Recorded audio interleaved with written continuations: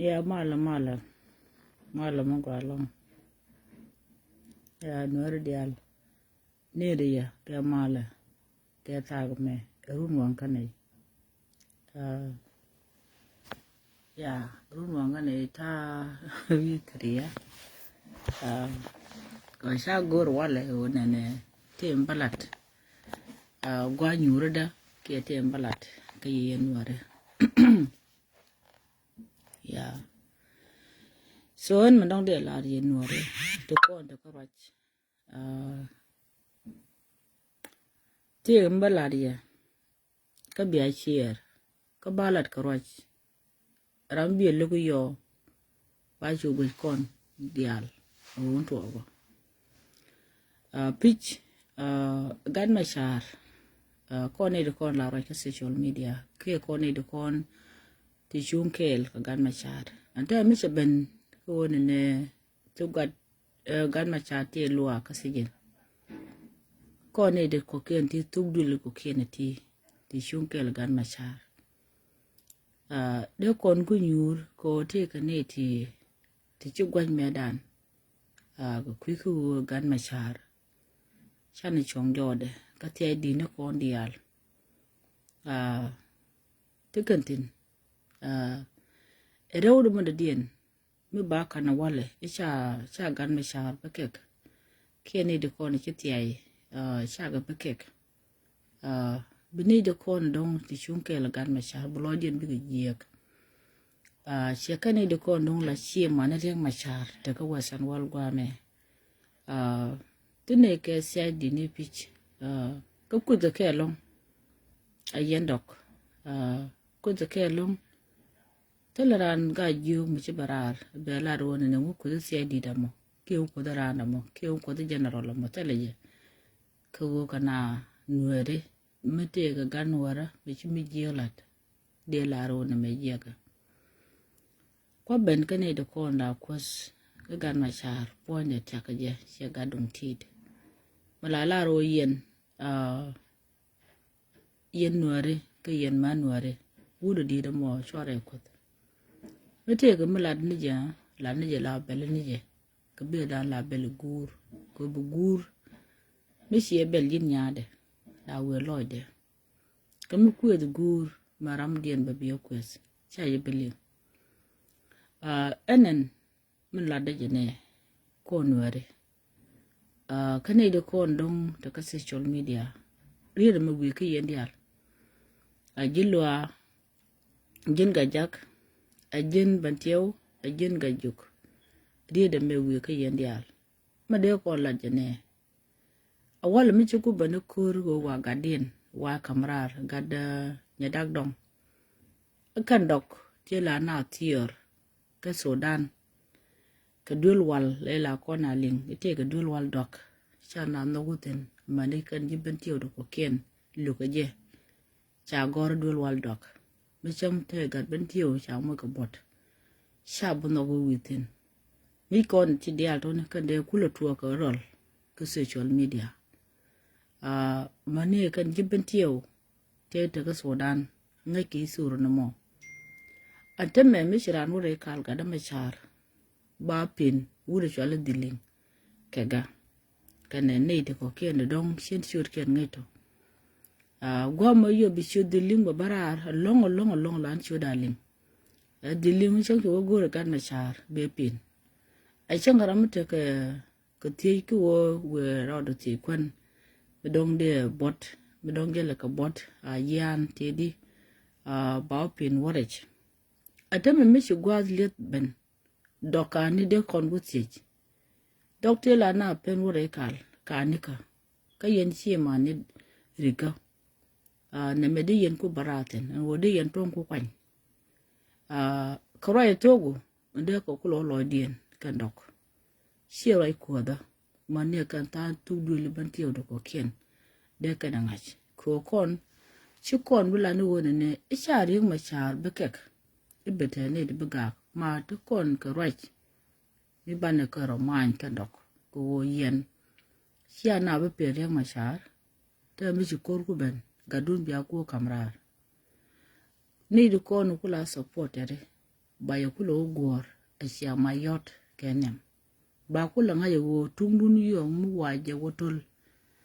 a ba ya wotiam bene de ko kien de general no hore ko kien tugdul bantiyo bigo chonganan a ko tugdul jikan bigo chonganan yendok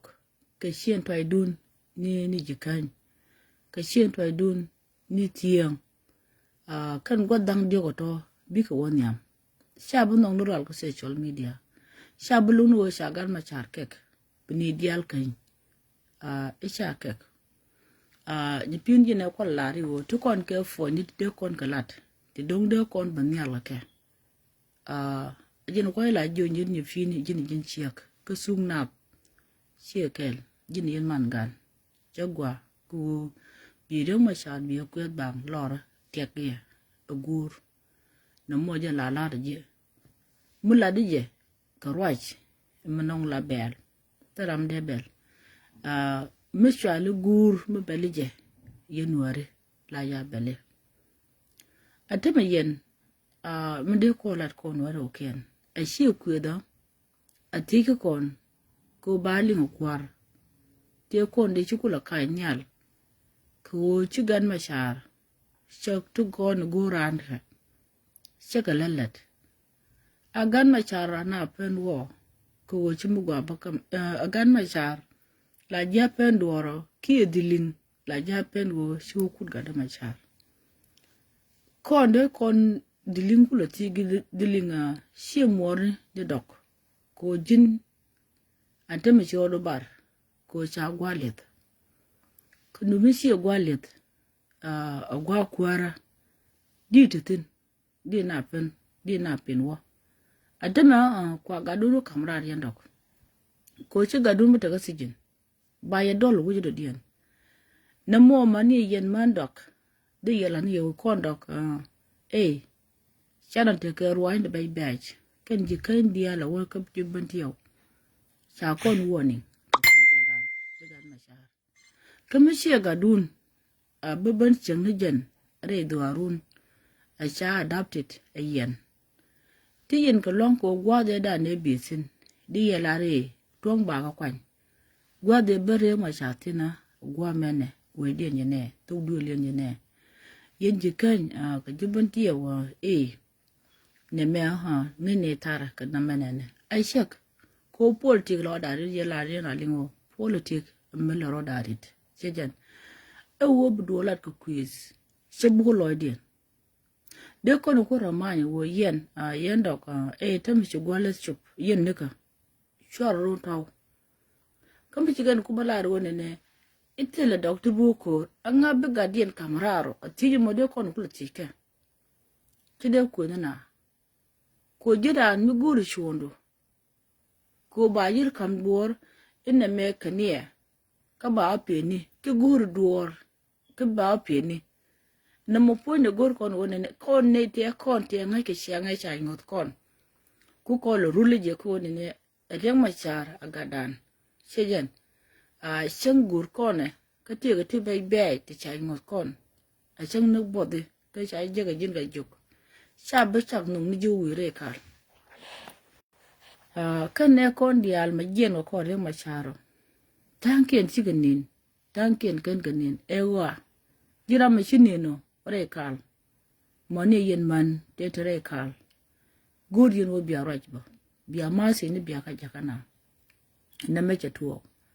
so ntame china bu ku jube ete ka lawru ba puch e ke wo ayo jigada kani shi ma na gadan re machar kani ma bi ko wonya amanong na ro la wale shi wone ne gan machar na ne e gan machar che wada ne gan machar ne menene kan pai dong ni te la kong nyam wo e gan bo to kwara e gan machar e gada bine dil to nyam ba antame ko shi bani gwaliet tene guardian nyam guardian bi kana kamrar ajen do da ndong de kula share video no kon bi advise do bi youtube a shi kwet ara mi shi kula to ko demo e wood dog ke shi dog ba kula gwit en wo na me tele mun kwet ko pit ka tishi to work ama kut ka na mo kut ka na ko ti chanen ka diling ka tara mi chi diling nyor ka social media ba jo diling kie kie ram da dien me tere kal kie muksul ram cha ka muksulia karam ja kam telefon ga da ma charo ram cha kam wo formation bete ram mi ben de ram de gan ma char kulu jo ne me ram te goro wo de yenje ka ngane kene tone akande kon kulu nyuro dok ya no kon ja kon woning ajikan amane ken kon jibentiyo ka queen ente tere kal ka kwi ga da ma char de ma gan ma char chan kwa ta podo jikanya kene tan tu duli kon chilo din jetet ka wodi de mi shiran wurare kal sharan bundu gan ma char mi shiran wuti duor charan bundu gan ma char ne kon de to kor ga da ma char aken ku dog mo ka problem ti dial to ni shema de kono kulo wat sha de kulo kom ne pe ha chi ke ne don non kwet a ni pir ma lingya ma si jëm jen ma si don de ko la ne den wo de u ku na den wo de kon kwet i gan ma cha te ne na no koni de kon ndong gur gan ma char koni de kon shinen ke chugwich shegan te dol ma yandit mi chutut ka to dan dol mo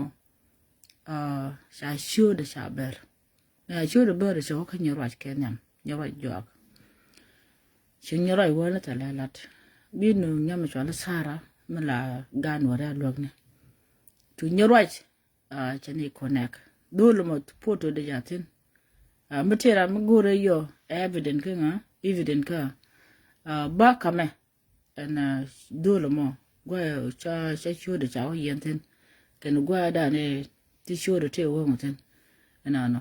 ba je kaje ngara brana inbox ko jin dok mi jine yakaj ko inbox ko jin sheke jin wut ko inbox ba je ka ye wud mo e wud ma yandit rom pikam so me cha ben ka cha ti ka mutuogo cha wa nyama me cha wudul wala ka ngade ka sodan cha jona ngane ne dul wala me wala na doksen ene ramla ran bentiyo cha latin iya ati yen ko cha wano dul wal cha gore dul wal dok ayen tar ka me mo na karol ka to dana mo dul ma chwa tu dan fonda te ka pai ti chunga ni jal cha jal dol ma yandit cha chu da bar jela ke pikam garamo jela ke pikam so en me sha ban wala da je chune da ban gwaj ko na di bigar kek ke social media me ka na ran ngadi gwa cheyan kon choni kan kwar ko kon jikan la yen ka kut biya ka yan ka ni mabarar no te yo chawo ka ke gan ma char ka je ka ber ke je bateni de bina kut rar long nwo de lo ni je pitch gan ma chara shi jen te kariako ore ram te kariak ka ni ko to ba di yen kulo long na tele je okay jiken kana jiban tiyo do ko kien bu kap ka jepin kap ka jepin go nga ke yo yen mandok yen tin ke yen gun do yen tin de yen mandan ji tuok nu wal ne ke diori ngai chi wa men me dina ka jube men me dina ka sodan ke kan yen de dong de do ku long ni de kondok ko social media de long ye wo maluke jene chi mo dong ko la je mo te me chi na balat ka quiz balat ka korwaj no to kon luke de me ji korgu chup shi mani ga da ma chala dok aka George ko chika na bukut ka chaga bu chika na buno bela ke biga ga so no mo de kola ne je en wodi ko ne gan ma char cha de gwa no jira la ba ngi je dana cha yi ngi ke je o chira mu di che bukut badara mu di la ju jina ko an che contact me dan wo shi arandu e cha mo ko ta ko bori pin ko jen ganwara batema ram bi kulun ji ko tere ko tem ram bi kulun shi mo ru ko bani ama tela ne pin ko wo ne kudo we gwar we nuare che kan mana ko la gan ma char kut le ngagwa che kane de ko right ke ku ga da machar ko wote ka dok ti ti ai icha ka no ko yo ba ti ai di ni kon ba ko balat ti ai di ni loga ti ai di ni jibete ro ko ken ti ai di ni jikan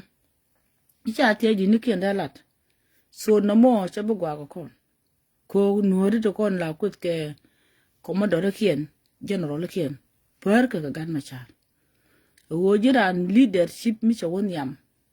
randun la yen jogdo la yen akum aketu kon de ko la neke kon politik a jorwa chi wo yikwet kin bla de dor ko kwedi bla je le lu ko ngu jira ku yin rwach ni le nin yongo do gwadu matiseno okay a jin yong ni duolu ban mi che ban ga pon ko wo mi jin politik jin kon politika la wala no foni to kon dong chinen ke dong chiling o kan te moy kana ke role ke so no banyal go telo de kweda ram bi ku lo to go yo ko kweda yo ajal la ri ga ndido ko ba chu ngai wo ri kana je ko general lo kon de la kutke ken kon magak a wona ka law wona ka jiban te do ko ken a wona ga juk okay kala general ko la ka ken akot ken ne de ko ndong de chali wun doctor la ta ka social media no mute ka general kel mi ti ai ba yen ba kut bi kon to dan bi kon dang sen a wala mi ci guba ne kor kan ne de la ta kor ga da macha de ku jo kwa barara kwa ton kwa kwan ne me ce ku bel advise ne bra ma by da bra na read bra ma advise bra na read sejen ajen manan la da na mo yen yidi ni pini ni mon wur ga lura no nyando ani ran kon nyir jikan te kon daga social media te la tu kon de roch ne me jende la ni ja go ne yen dok kwa tong kwa kwan chibulu ni gan man o ken ajen mo na ka roch ka jen mo na ka rol gibentiyo tu li gibentiyo bi ko chongan bi tu li te ko ken ko bi ko chon ku mi jikan ku me bi ko chon ku me okay ku mi mu yenu ben ko shin twaide ka jikan ka yen dok mi wuju ma yen di rori no matin ko ka yen ji wekel bia chu jal ke betang tu li ko ken bi ko chongan ne de ko na ko ne ba yu support ko share ko deter ka te gan manu kuntin yen dok ko ta tu li ko ken ko tu bulletin te jagaisin te leksin no ke tu li ko ken ko yato no me kan da baro dial de yen ku bot pan yen tu li sie manu ga da machar yo sie ngwanutin mutika na ga war ke te ke winit de ko ben de yen chong la yen angwan de yen ku nyam ye xiao nyam yo ma sai ku lo tiam de tu du lo kien ka re ban tieu de yo ban nyo gam ku ga juk gwa mu chi wie xiao chu gwa mo ru chung la na la te ba we ya dog gul ka kor ngai ka sien to ne kien si kan ga de no kamrar ante me chung lel ka la ga ba na pin ga din gulo te ka mangat ka ne no mo bitu do lo ken ba chu ka ti dialu yen ko wodur ken ku yen kor ka te ga na kor ka na machar gan machar run we to kwa kwara no mo run sie mare bia te ka mi ka bia chang jek redo ya bia chang jek ate me nya ma cha Elizabeth Pal min lo ka long ko che yen ne yen dok chara wo kor ka ngana ba ku lo na to ni de ba ku lo na gan man ko ken ba won ka ngani yin Elizabeth Pal ajiram kel mto ko social media ajiram kel ngi wona ne ti dial tini ti tuok ti ko social media au ki ga da machara kani de ko ndere kal ani de ko ndere kal te la pin ga telephone jong te gad ban tiyo da dian mi chuch che dol ma yandi de mo an sabun tit no sabun tit ta show de ya ber ta ke photo ni ka ta ke tuorke no gwa jeletin gwa doje fi kamtin no changa jaga tuorke ko run mitera mi pe kai ka jirun cha kai bi lo ka chejen jena ka mitiran ke wo ke dio she dul me yandit nga yode ka ba je ka tsorka man shode do ta ka Facebook kiyen okay ka nyora yode ka ko dul do are dul mo kan tu da kan look iko she dul do ara be cha ban ka ga cha tu chere dul do ara kiyen ko wodi di tu de je ko anyi nuara ga nuara kama tere te ne chonde kiyen awala michana ben ko woni ne ibigan ma shar ba wa kamrar ya de na ko wo yendok ko na chila nu mo ke ngangom yen man da ga kwa barar kwa ne kun je kun wo ton kwa ka kwan nya ko te she mane ko ga kwar ba nya ko antar kwara ga yen wo tung natin tele ni da ba tu gola bu ko tung ni yen bu ne ko ken yo ku lo nya gore again de lan na mono cha de lan ye ko kwet e cha dog de kek dog cha de kek ko chi nuare kama kaka ne ko keno cha la no ne e cha dog de kek lat ko no mi cha ben ka fon ya binam te ke advide chi wo balat ko quiz ko mu walat ko quiz no ma cha personal case cha war yaw no je ne metele yaw ko te ka na wo jube kino nuor na ko ro ka bentiu kino nuor ne ko ro ka wat parol ne chenga dan re shelang kane nasir tijan ko wodi de kwan goro ba ka yo pin goni kien dial bina ku lo ku jube kan dogon teme an gwa da tikan tena gor ko ba ka roman wo ga dunyo no ngabi kamraro ko teme ci gwatyak ko kwi ga dun ko biya kamrar ko shi atel balat ide ga kwara ka sha beke ka sha ne beke jela rego no yen ji tar kwar teme cha tendun biya woni yam binedi ko ken kulo ko jente me kan janga teme wona barga dalin yam ci tugdu le barga dalit to ko ken ko chongjok tugdu el tel pa kietin wen yam teme ta ko kwanga dia ko kan la ji tar kwar ka kan ni kon kwa na tek ka kan ni kon kwa na nak ka kan ni kon de kan shara de de ka kan jama dil dia la ko na supporter bi ku te job ani jin ma si dan la da na mo shema jin ma si la da she jin pu ni nya ta ba ma se ji me linga gwa chibu wona ne do ko chika do ko kan chika to chika ngo ko de mambe ko ko ka kan yan pan kun de kula tiech ji nya ta ba de tiech de ji do ru ti yana arola di de me yen she mar no yen ko kan ji kan dia lo jen to ba je lo ko mi shi da no dor ga da ma sha biya pe no gan ma sha cha la ngi gan ma sha per lugra no ka cha la ngi wo ni de ko ndo to ba yen sha na mo ga bwar na mo jin pu ni nya ta ba de wolin ena no sejen de wolin ne kun ga de wolin ni de ken man la ne ko la ne ka moj ka duro shi wona ne kunye ni wona ne de ne ka wor ajin wo jiran dur dan don ta gaji saji bu moy ka mi ku ji lode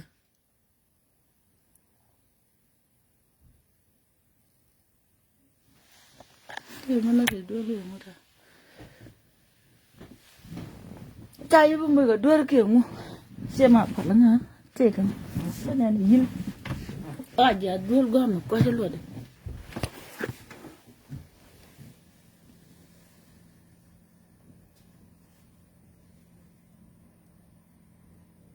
hello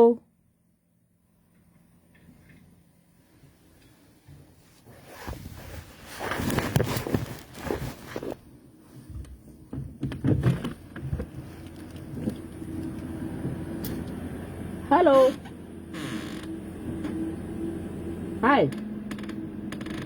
ma problem I didn't know how oh clean okay tak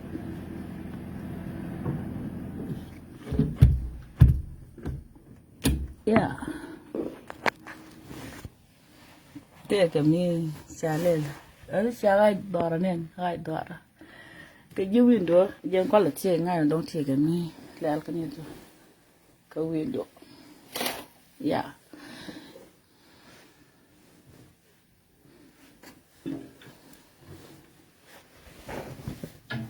cái giấc cái ngặt đấy cái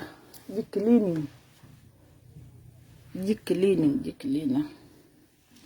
yeah anh ấy giờ nó mua ăn vậy vitri đó nhá hiểu có phim có giờ long ta thổi chứ ta thổi chứ xem mà nó có bao nhiêu thổi mi chụp cái đó lòng cái bì này bì kuli cái rồi đấy chơi chứ yeah anh mua giờ nó quay giờ January mà đông quay giờ cô đấy chỉ là đỡ rồi no nem mete la rồi cô đó mà nâng naro điện cái mồi nào điện cái rồi cô này chỉ đi ra rồi con thì cái con cái riêng một đi được long cô riêng đan vậy nè sẽ dần riêng đan vậy nè là con đuổi quay short cái chứ con tự hoàng cô mà đứa con cô làm món như cái card vậy nuôi làm lên mấy gì phải vô khai gì chỉ mình đúng là con nêu con gì kênh đã nơi cả mấy cái cách cái gì này được con cho làm ăn được rồi đó rồi cái này cái social media ấy này cái này được chắc thiệt chỉ là gadun này được con được họ hiền cái gạc ok có còn mà thế này cái social media thế là xem mà lên này lết bì ní kia rồi ta làm mà lên này cái gì hiền man được ok cái gà được có bo thế là gà được có thế là cái gà được con dial được con nó social media thế là mà cái gì đấy but mình làm lên mình giết bà vô chú cái này cái rồi mà là này rồi có thể con này được có kiện thế này cái tí ngoan long thế trả lời cái nào nó thế trả lời cái này giết cái long nếu nó phân là mình nhá kìm cháu con quỵt nó nước bảng cái cha con cái đó mà trả nó cháu con quỵt cái cha con cái đó mà trả wo đi đi chỉ này giết nhưng này con cái đó mà trả ok nhưng này con cái đó mà trả rồi con ấy cha gan mà trả ai cha quỵt cái tiền ai cha yết cái tiền gan mà trả cái đấy yên tiền yên man đọc thế là man đọc cái chúng nó này kêu đi ni nó là con gái yêu có rồi quân này có rồi đã đằng này nó là có rồi thế là man đọc cái politic bên này cũng là gora cả thì bạn này cũng là bot thế là shek đọc bên trên này bot bên này cũng là gora vậy thế là gì cái mất cái căn tin cái căn cái rồi đi nhau này không biết chỉ quyết bên ta cứ nó shopping cái nào nó cái politic cái đấy mà nó làm cái đông chỉ đa đol chỉ con qua mẹ cha này đol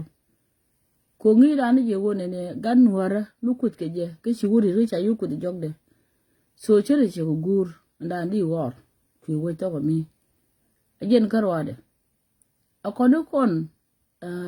rahanan mới cho con nhầm gore wo đứa con tập cái quar cha đã jog được kum con chú con gì lần này đuổi anh đang thực cái gì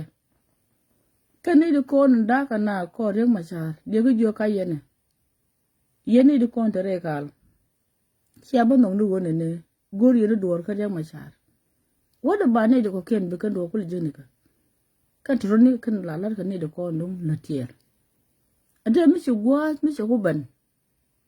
siapa nong du wone ne gor kan wa te ka kwar e be no kwar do riga ba ne to ko ken ko ra ter ba go pe no chu kan ko ra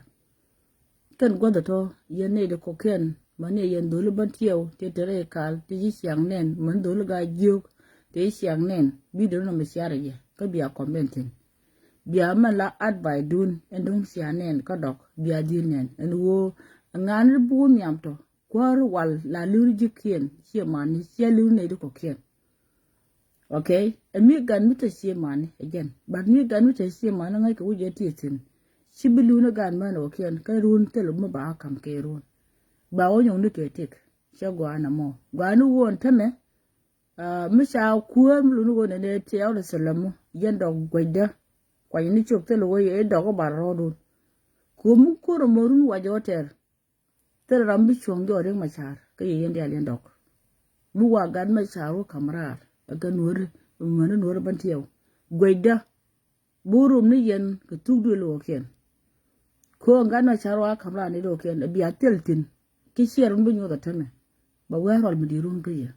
ka biya senga siang be jalong kare je kan ke ni jibantiyo na mo je ne mas je mo jondong de kula ne je den wo de kunna den wo de ngulel dira ma advise dalet de meno de chu ko kwardit kuo gad ponde la sie mane la chun kan kora mi chi lia ku ban ko te ma gad ma cha jare je de kon kula yen dogo gad ma cha jare je ko te ma la yen wa gadun la yen a lo ka je kala yen a lo bel ka ye atama ba ku tedi ko konne ko ken bene ko terar tarambulo ko jube ana mi biya ku kamra bine ugwe ko sien to ne ke la sien toide katin la jiken biyo bi sien wane biya wanya kwen bi ne de ko na chwale ga tin ano sien toide bigo wa kana sien toide daro bla sien wane bla da sien narde di tubul dan di tibugan ma charo kamra no kata dial tone gor kon ke wona ne sha dala na ke quiz de la na ke karach ko chugdo lo ke ta liuke kata lumu gwa me je ke chuni na madana ka social media teleman da ka social media no e wud kel karwade ngene wundaro wundaro ke wundang de ta ngaja jen ki jen ke jen malay ke jen de garkik no akane do kon daga social media no ko ki ka la dok de mano ko ken de la mando ko ken ga rode mane kon di polti ko kon dong to ko ga da masa ma dong de mi jiya ku lo go ken mu gwa turuni kan dong de kulat ko wona ne ko ne de kon ngi ko rodan ne me di la che mano kon ko cho gwa ko ne bitin tu de lo ken jok nyam ka biya ko yo mi sa do ko ter yen klo nyo jo jurun igadi gada no mo teme gur ko no bana je gelat dok bo jidien na gwa ka jidien ni ka ray ray cha de ku ne ka cha de jo ne ka didi ko ran mi le de dundu bi ku ne ka ray bo loide ko ne me cha kon ngom bo lu na ni syang e reng ma char da e reng ma char le si mar ne reng ma char che ramugwa reng ma char na nak no ma yendok di yen mo ko nguk agwa reng ma char na ga na tu no di na ku jo kwa run ka pyong reng ma char me na ku na ga che ku gwa pan atama anu go dino bene bia ne ne bene ko ka nyam bene ga da kulo jino gor ka no mo nuor dien iyo bi le ko yo bi kan jusion ka bul ka jagai kani la chwali ngani to ko tudu lu ko namro kwaje ana sejen ayo bijikan ka kan dok ke dong no daro sejen rat tugdul ma yandit ka jen dok do kan ma chatin so ka jen chen to ene ke te ga ja ko tieng ko mi te kan gi ba kan tieng bu kor tieni bu wo ka ne ke ko nyelwa bisie mani bi go wa chanya den wa lo jama del tini bikan yu jikan ken tini bikan chu chong pi kel ba chu gui ni wona ne kan dok ka chen trai ni ken bi yu rum ka barga dali sie mani kier ko sie mani kier to ngami juro yu rek ete wo chine gur ba rek ma char ba lo agwa mu dok yu kach wo gada sine ba palye yen barga dali sigana ani en gorka kana mutaka no mo sa tomye kwa wutiam ana lukan yen do bada no de yira lade lukan yen kon je ta nyo tiye poy berga dali ba limni ye yendok ka shen to idun ni jikan ka shen to idun ni tiem bi tugdul to ko ken duga shonganan yo gwa cha yakulu tiama ba chu lu tu du lu ku na cha gan ma no ko de na ga tineten bi churum bu bur chu tin bi tuk do lo ken a jani bi kan churum ka tuk do lo ken tini yen tin yen da ko ma sharan ku tung pot sia ku tung nang rar yen gor ka na mo ko run ta ramblo wi ayo chana na reng ma char ayo che gala che lu ku reng ma char ko char reng ma char ja o kamrar lenga je gwa yen tuk do gor ko ne gwa wo na me gor ko nu kwin bu ko no kwani gwa ko ntar kwar la ko woni gen yam bu kuyen jela tu wi mon ke lewo jinne de ko la ju kwar la woni kan yam jende la nije ngo de na ku ro de la kan ya rir no jinne jogo nye pini jin chonu chobab mi go ni je go ne chu ku ni jin yin man gan la ni man la guji mi dong de guji go ne man la ni pini je jene ko ri ma char gwan donde she ridi ha ku tung na da tini karamo man da ba chagwa la na ko mudap la ju kwa lo ku ri yore du ma la di she ren ram bi ku da ko la da je na mo ba na ba ga golo ne ka ma se ni ba lu ni golo ha ba lu ni golo she ma na mo je na gwaje ko ne thank you a je na gwaje ko ne kon a koro dan chi mo ke ruani kini kon ta dora ku wo de lat mani ken kwar kon ti be wo loy den ku wo te merun kurun tu na gad ban ti do ko ken tu na gad je kai na ko ken ate me je nu to ke wi di me ayo chi dul wal chu bi yo ba la do dul wal dok cha na bu par ken ate me mi sil ya ku ban a gadien ni jara jo ate me ku jo dul wal dok e dan yene te dul wal te pe na wo ne ti na dul wal yin ne kwarun je kwa ton kwan ti gadun ne chi yemo dul wal se chu bandame wo ba kamrar ate bukuro mi yen ka ga tie nya dan te la barga dale bay wo sam ka bay wo nak ko le bi ban weekend muti yen ke le yen dok de yen kula char ke le ka mutele ye le weda ka tung le ni biya ko na tung le ni biya ko na ko le barga dale biya nyi ke ko bi ro yen moy ko got ba ko jo chon ku ke la katibe ademe la chen toy ni kun la ne la chwali tien ni bu ko rom galit jani ti la le barga dale biya ku lo kwan ko teme kon bu ko ranan kamra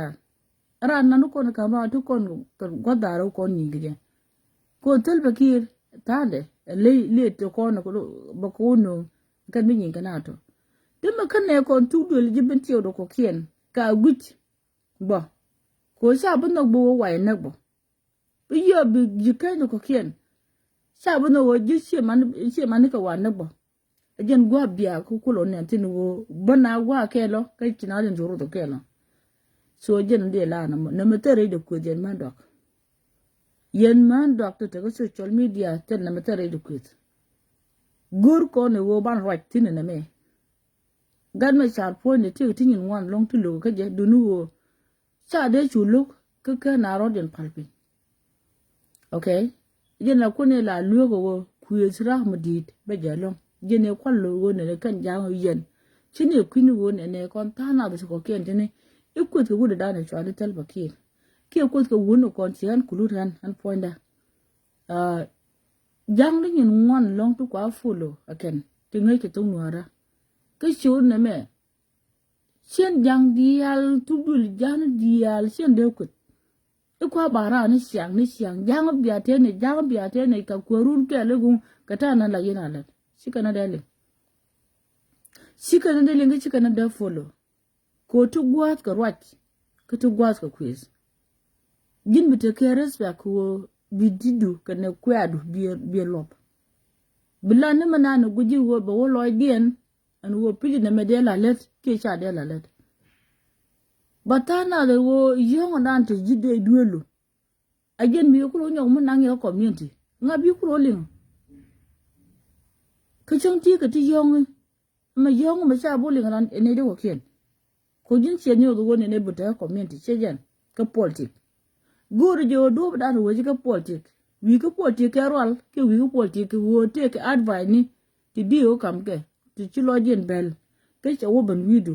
bi wo nyura ke bi ko tu ke en wo na me jen de la le a kwal wo lok bu te ka na ti bi wor gola ko kini ben ka kwet shelat ka roj kay te ga ne tin ngwan ka long Isha walo dien. Na moja la ti ka ne tingin wana. Den wo bu quiz bang lora. Kudu tu duel madong te li rum ga kai. Rum du ne wo pol te karwade. Mi jin sie brodu mo ke gap ko ni ton ko chai bodol. Agent ko pol te ga deti. Okay? So gan madong de la die. Je la de na mo ka ti bini de ka kwan sie mani leng ma char. Ka ne sie ngwane. Ka sie twai ga kareo de ko nya. Tuk du li je bin tiyo do ko kien to. Chi lo dien tok to ka gan ma char.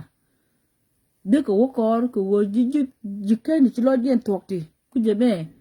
de ko nchu mat. Kon cha bo de ke ai wo jin pun ji ra na ai wo ram mi ai wo bo tu. Mo ne ke ni ko nong chi ti ai ke ai wo ni chi je. Wo di ateme kuor akara yen dok. Ajin wo ne mu wo jikan kien jikan kan jibban ti wo kan kai miam. Abagan ma charo kam nial ke yen dok bia paksin. Tele tungu bene nen wo chi tung dok me chotin. Che ma we gwa la de yen dok.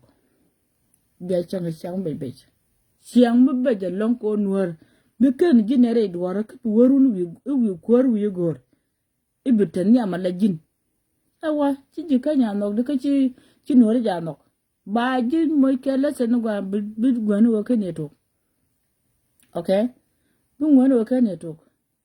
Ana jen ma si de na mo. Malada wo share je no tele ne metele de ku. Ne metele de galia. Shi chol nya ta ba chi ma ne che ko long. Ani de kon dong bukulu lu de kulu ti wo. Ani de kon bulu nya ta ba ka ngane bulu to. Ka gan monti. Ka gan monti jen la nyipin ya lat. Duwo nyipin go la ngwa ga la daga kuet. No. Chelat karwaj. Gine pa la chenga da ne yendok.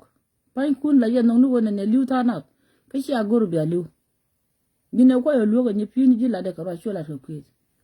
Chi shu no maladi bia bai. Okay? Kujiran maladi duwa karwaj. Bo loy nap. Mani jin bo. Chama te mi ji wo ka nya liyo. La ja wa lele. Okay? Kon bana yelat karwaj. Chung na moy kon ka riak ke jorda na moy kon ka chuong. Ke to ko lat kon ka tu kon. Chana ka lei. Ukulo ju ko palpin. Ko kon den ko je kon ene gwa ka ba shier. Ku gurum ni. Mala dur kan mala la chuong. Tiegan ba nyoro pi de nyok. Ko te tang kun pai ben ke tang kun cha tu ka banan. Cha la ne yeni de kon pai ben. Chu wo kon ju kwat. Ateme cheben ku wona ne bataka jiran tibuku George tibuku liu. Lia na la yena la de wona ne de ma chala china liu kore. Ateme bi dok mo ke pak. Mi ka ngenge piken dok. Bikana ku jo kon no bene ka nyam. Bene gada bene o kamrar. Yene de ko kiena wo ka jubun tiwa bia ku gor ne.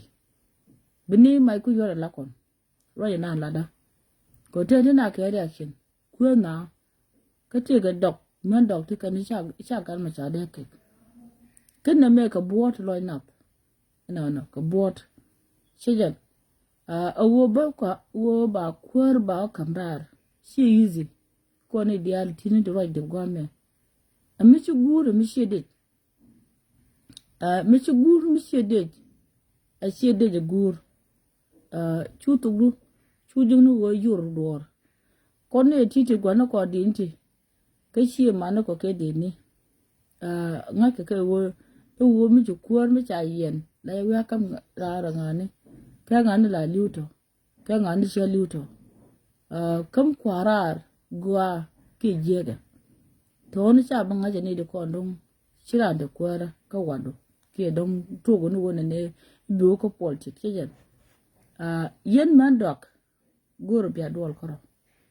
Atan disam che kwet bal. Alia kan te kanaro. Subdo li kon dia la wina kan siang cha na daga de mo cha cha na ne de mo cha. Lia wo cha na ne de mo cha kwa mo ka pak.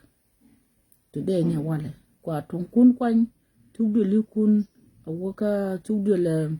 mayandit mala yen jel kel mi korum kwa tongkun kwa gachar kwa ne de ko la chen toy du ne di jikan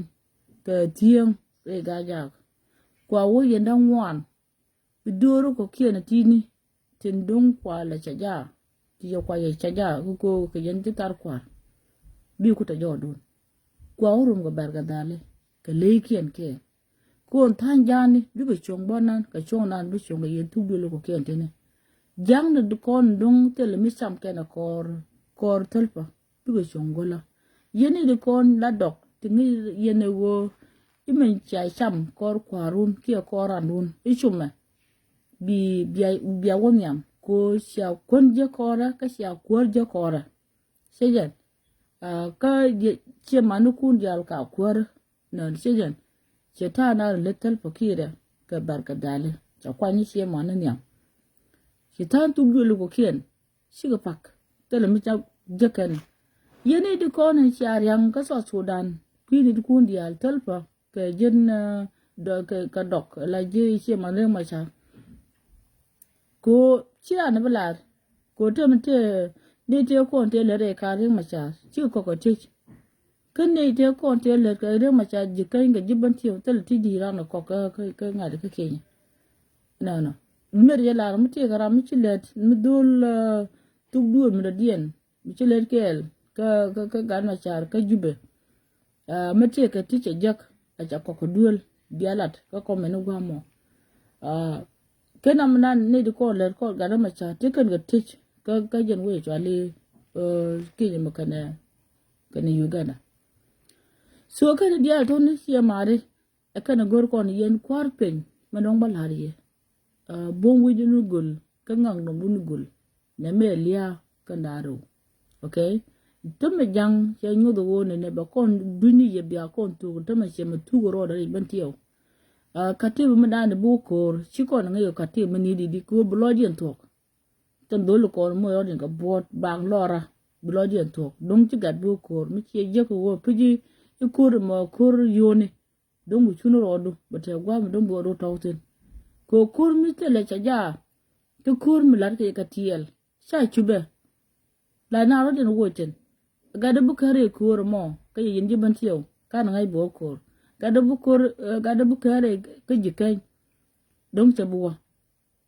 ko wodi di ko kwar lat ka nishi manakien lat ka ne kan yam malat ka kan yam ka jamo tudulu kien silo dien betet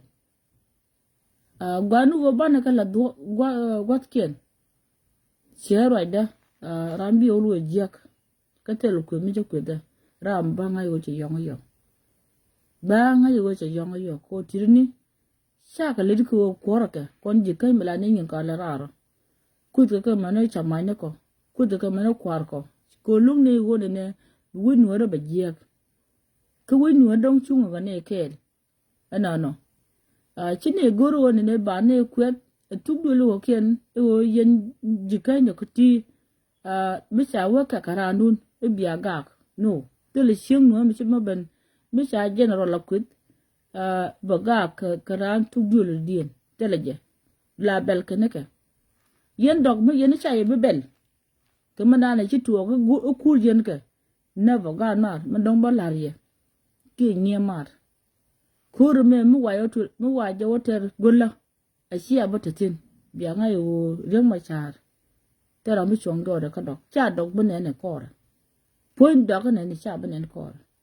la ni etok kama siri na mabawel mano ko de pi baling ani de konon dong la chui ko gada ma cha denga je gwa kama ni yen dog ba denga je gwa ma si mo mede je ka ye ke de gwa ka ye ko yen te be yen juk tar kwar biya tinutin biya kon goru woni ne gadun biya kamra mi gor yin woni ne binata ko run ani de kon la kuna aba ko woch ko community ko yen pan kun ya dok ta nan chine bi ke ne lan ke ye chine ne ko chong ga do arun chong da mi je sia lok ne cha na bulin o cha na bulin mo ko te ga ne ko linga ne na mo ku ye na mo te tin gan mi le mi je la ya wo ke ko community ba lok ko si ra ma dong bune dial ku char mi chong te ga mo lat ke ne je be kon gu ju na me lat ke ne ka ro ti guat ko kwi raj ti guat ko kwi go ne ba tok ba jak ne me gor go tok ba jak te chi ka ti won ka de la ru po ne ti la ru po ne je ne me lia ka ne wo ka ti ka daru ku wo below bi ga ben nyam te de ma to go man dong sie ma do ne la ne tok a yen char do to le la yen char do to le ta ni ka jan wa do mo gen gen tin ma gen yen mo gen je ma gen gen ne dialo gen je tin mu ye nu ben ba kwi ngwan ka ye kwi ngwan dun adana ba kwi ngwan dun ga jugo tin ku je me benere ka ke benere ka yen ji ben tiyo do ko kien tuk do lu so kien roje char pal ko gwanu bana ba shema ko tumen ne me sha billa guru bana lo weru na sha na na garin machar du bidan bana ring bana na garin machar ka ye bala lo mur jag me ne ka tok ke ne ka tok ke wo cha do lat ke gwa la na sha buno rodien tin ne me tem ba ku kwa tong ne ko me dan tong la ka kwan ke ba wo shi ngungu kwere teme tu bil gada me kwa gala dapten ring machar ajen nu kwara jende ko lan je wo tu do lun jen jigada ko jente ko te ke ye benne ye kulo gor kwa kwar to mo mi ka jam atu bil barkadal ala jen bu kon kwara bi jang ko ken bi ken ko jang ba cikeli bolong cikeli wolong kan jam kujimi gola ka wude chala kiro ce jang ti nyin wan ce lo jen ce dwal katem lat ken nyin ken ci du ne ku ce ma don ko yeno yen wore so mala me dor biya gora ko man gwam no wo ro la do mo je nyakem a dor ke ro la do mo a chuo ba wo ne ni yo ani de ko ken to don bu komen ko jigada a gane yendok biya kon kwar run ne de ko ke la ba yo cha de man ne cha mu de ne ga de ma cha mu te de ma cha sebelo wa gurun ko we kwar ko we cha kwar ko so po ne ye we rin ja ko run ko ta po ta nan te ke hop ko je ko cha kwar te nak ajen ban me kan yen kwar bu wiem re dien brod nyoko to gurun anyoka tugdu le ko ndia gan ma cha ya na ne ko ko tel dok cha ne ni wo tel dok cha ne ke yen dok cha de cha bo gur ko no bana wo kama nan gur ko na jen ma se de na mo ni man no sara ka sha da wo pen ka kwar ko na dit akana go go raje me pi de go ke che de go ka yen kwar nuare tuna tung tuta ka ngang no jar gu ni wona ne ta ka duburi ta ka kom ta ngu chung ti ko kom ka te lubara to do langeji ramata kom gade e yon ti ke kake langeji ramata kake ka me barato de min ne girun ka me bayi moy kad bayi wona me ko ni del goj gwana ramadan dongwi dornan ka ji ramadan jini a goda je ba cho gura ke kent dia tone ala lar ke wona ne binyur brach ka loido ko lawa me la ya jugo jin min bai ka loido bu do jek me bu ben ka ji yo ni du ban yal ajen bu ko rai ka adu bu me ji kan me gwa biya kan sijan ne me tele wona ne e cha ne de jogo na kon no gitar kwar bi kon ban yal ba cholo gitar kwar kwana rodun jim kon jama del tini te school te ta pod la na e kwat ke bini poni jamat bini ri ne ke jak a chini long du ne nyando kor ga da ma cha ko ne la bana kwat ke ti ko mo ne na ka advice no ko chira le ko community chegan contribute la na let shin chira je che da roi ba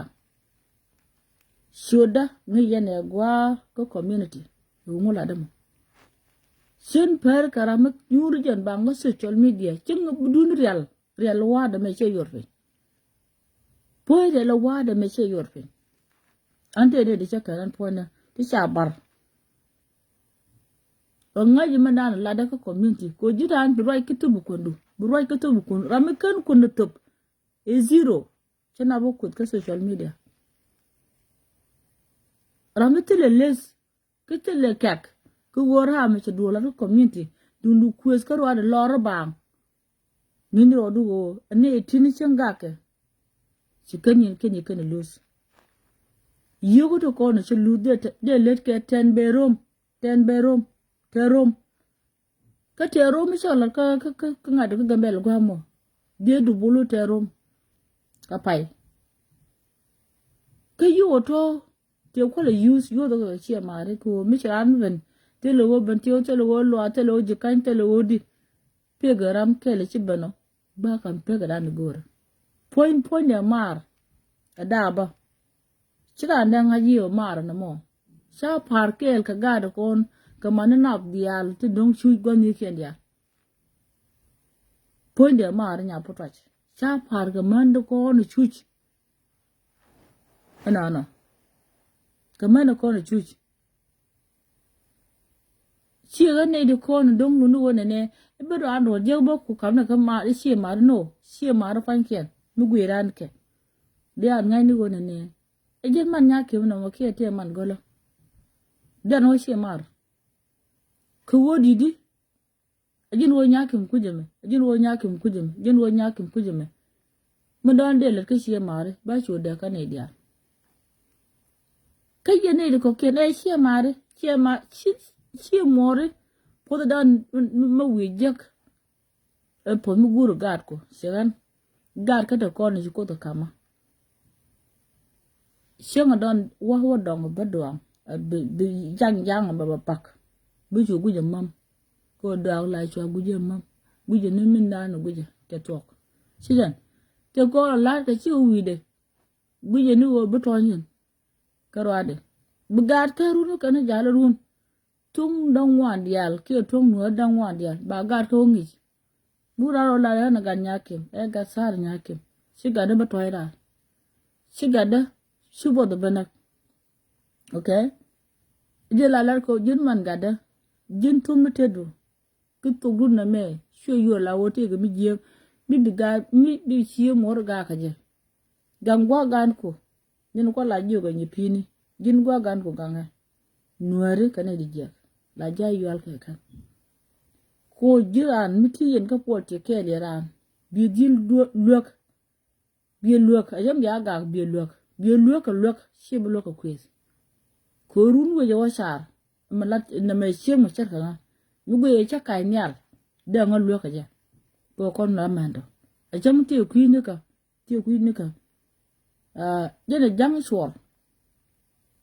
mu na ka wo gwandong e chi na ban gwa jane sijen gwa dong bi ka ngok gwa me ka ja ngok ka lwa la yak jen gwa ba gwa dong sin po ne gwa dong no gwer kor bi ka lwa la yak enyi pini bi ka jang swor man do ne yo bi ka jang ka bar si nyan ju dora ka na ser gwa no bo ponja man bi ka chemi nya sijen mate ka mu gwaje mu wok mi chang de luok ande luok an fone ko chana dwal kaje mu gwaye wote ga mu de let kaje di yo ni pini be careful ne me chi donc personal kaje ga yen ja yera kan chi mon mi chang ka nak la ne ka ra chu la ne ga kwes konde me chaban ka gwade mu na tina ta chaban gwa cha chu cha gwada ko chup ken dok kwa na kurai wo yen dok kwa onyam bene ye ku gwa take a right kill mi chicken lu kan kor de ko mo ko ngot kel de kwar kon dia de go yena la mala kwa dog ne ka dog ka kan ti diken a jen bu gon ya me che lok de ko jo ke de ga ma char ko yo da ka me ta ka po de ko jo shi mo lo kan o kan ju ba du no one day te la ram pe ne nen kor mu gon je te ram pe ne nen kor mi chwa ra dog di go chwa nan ko te ram te kor gen mana nong de lat mu ku yene gwa wo e kuor mu wa kamrar cha kamrar bang e wi do ko ken kam ga jara tu du lun mu kun yene malin mi ci gur mu kan mu ta deja ke tele gwa do mu ta deja la na chung ke pari binasho ba watu ma wa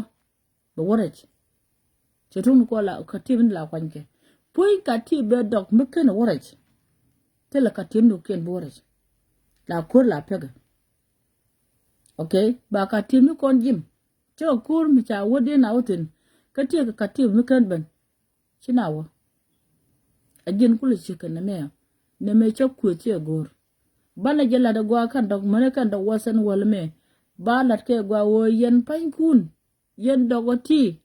yen gor ne kun reng ma cha ta rambi kamra ko la yena kut kore yeni cha de luk yeni cha ni de kon do kore cha ka le cha ka bel a teme chi gwa kwara se chup ana tele gwa ko ne ye randa e boto gwa kwan ke boto gwa kwara never kwan na teme ba ko ta na dar ba ko ta na duwaran teme kwan wo kwan wo rai da lati kaliya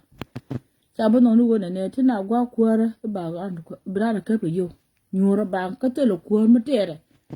ta yi buter kwar gola atet ta yi buter gwa yo ni gola aga ci go dodiyan jende ko la ni je an wo de la ni ko quiz no de kon jo ne ga dog ci gwa kwana teme ya ko to kana gwa kwar ci ku bana gwa let teme tel pa ki jor yalla ka kan shi manu ni barga dali jang ko ken ka jok to mi ci ka la ro ne wonya jello wade yinun nyam gad bor she mi dong bala shi ma don lu ko ro dun yilu nu gol tara kor ka yai dun mo mano e to mi ken do won nyam kan shi en twaide ka chen twaide ko ken tara mo ko ya a kor mu pega apak jora de na mo ka yen ko le ngaje gwa de te dia le ko te chi yen ko riga e te ga mi shanen biya ka tablinda mi ko re ga chi to ko ne ateme ko kwor a kworin kan dok shaka batir kwor ka shaka batir kwan e wo bi kan kwan sam karodien ko kab yo ne kwan ko brodu ko to go bi gat chi ko din ko ro chu ko so yen kwate ko te jene ko ku ne e karar mo ka gwalat ka karar mo ka kon mi ci bodonak ka cha yi lok ateme jende ko la ni jëm de ko la ni jenteme anteme de ko la ni tugdeli ko ndi yala woni ko tugdeli jiben tiyo ko ken na jene mo kon ga wala mo ko social media ko yom mi ci wore ka riga wa ba yipen wa ka baban ga gwa me ya kach ka to mi jin kin wo ko wangdo ko china ko no me te ka reaction te ni do me wo ajin de kon ko lan yente me den wo de lan ye quiz tele me non quiz tele me non quiz anna me ante me jin ga luk mi se je ko ma se de buje gwa mani jin mon wur mi se je ko ni ko to dan ke riet mani jin nya do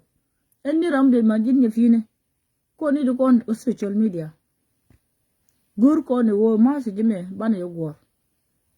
gende kon gor je na me den wo ne bina lu ba kerun ba kon gwi kon ji kai ne ko ke tini ko ni de talot ana ko kum kon ma da ndong de te joje de kum kon je de mi se ben la walet ne dia lu ke gende ko la ne ajen wa le na mo yen kwa dial yen wa dial bete garam dong ran ko mena lat alade ba wonyo kan menen ka je ka siara je ko guru mi kon ci kon tu kon dur ko ken tini ka wo gan ma cha waro gan ma cha ni po nya nya ke me ku nya le mo karwade telle me kala po na me tuto telle me kala po na mo tuto ka telle me kala po na me ko ni cha ko da ko re ma cha ta ke riet je ko re ter ka che konda cha kam ne ka cha ra konda ka to konda shin yor ba nga social media shin jobless to ni do ko la ko bang ke la job la ni ko chu konda to an la ponda la yoro ku daro mi che wo mo yaran ke mi che wo turan an ka wada ka yoka ke de teme ni ka dia la ka an ka wada kan mo ko la video mi che kara mu loga 200 ko ra mo gor che gor ju ne ni dia go yo do ko ne kame chem mo yin ya ku daro ka yire yo nu ko diga kame chene dial botol ko rung yo ko yo biaro poda yo biao gu yo ka social media te lada ke yang manen kala ni dora ka chagu ira mo shin bo tol na bialo ka ta ka yo mi ku dang diok ba lok ba kan baran chi mar ba long ko ra mo chana legde ba kam ku dang diok ko go ni yok chi wo ni siang mo ni ja ka poda kam ne poda yo gan ka de ko la cham kan ke ba ko lak la much diol ko de la pal ga ne chang ba kam da mu chan ta tok run ba lo karam no dien jenta de jenta nan te ka doro gwa me malada chena yora ka chajo ku daro ba kame chajo ku na jiro ga ja bite rol bun kina na wal ba ka cha da je pe ba do ko ma sama ba do ko wale cha to run baram ri de le jenta nan te na jiran mun ga do rodu ti ga yin ko chajo bu ku ka lu ga te le de chen ran nya ke ko de ter golo ko te na ka social media cha ga let ke ni ko la ku kana mane kan man do gon te ka social media gwa me ne ka na gwa tanke chehra modong de ku bag lora nga che te ko la da an gon politika nga je te le guru me chen de seno mane ka guru me jan cha la tin ka la kam ko nga ke je won ta ke mi jo mu gwa ta ke tion okay nga che tuok nye South Sudan group tatin South Sudan group tatin ka to ko no gwaja akan gwaja to ko jiran bijin politik tu ko nang rar linke lani bilan radian betemi gwa bilan betemi jig be kamrar ci do chu ling bi chu nang na je cha na chu ling gwa me mi sa nga che ne te group any group tatin ke kan group jana dial to ne tatin lenga ngai mana to chejan kami chika na ngati kana la ka group ko ngai ken jo na da wo bala ni man la correct bala ni chim bala non sane ku da biti du no e de group muti de ni jai latin ma ni group ji tare ku mi jai latin la o chu da la wo ni ne no ti ni jen la jana ka ka ban mi jin politik duguru na madide